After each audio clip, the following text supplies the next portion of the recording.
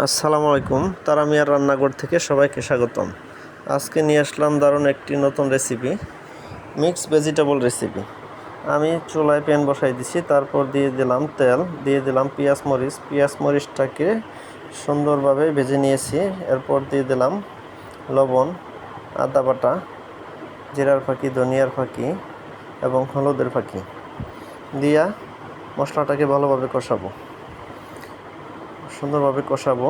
এবং এই মজাদার ভেজিটেবল রেসিপিটি দেখার জন্য অবশ্যই ভিডিওটা স্কিপ না করে শেষ পর্যন্ত দেখবেন, তা না হলে আপনি বুঝতে পারবেন না, কোনো জায়গায় স্কিপ করে চলে যাবেন। আমি মশলাটাকে সুন্দরভাবে কষাইছি।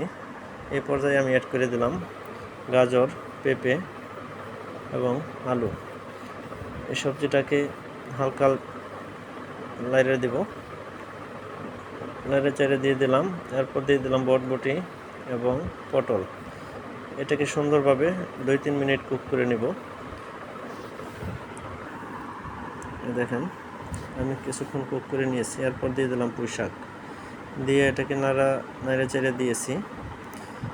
এবং প্রথম পর্যায়ে ঢাকা যাবে না, কিছুক্ষণ পরে আমি ঢাকনা দেব। আমি 5 মিনিটের মতো কুক করে নিয়েছি। এর পর্যায়ে আমি অ্যাড করলাম মিষ্টি কুমড়া এবং জালি কুমড়া। এটা আমি একটু পরে দিয়েছি। একটু পরে দেওয়ার কারণ হচ্ছে এই সবজিগুলো খুব দ্রুত সিদ্ধ হয়ে যায়, যার কারণে সবগুলো সবজি যেন একসাথে বয়েল হয়, এই কারণে আমি এই সবজিগুলো পরে দিয়েছি।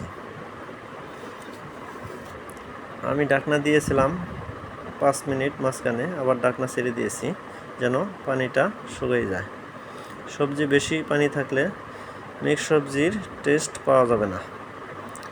দেখেন এরকম মজাদার রেসিপি আমি সব সময় নিয়ে আসব।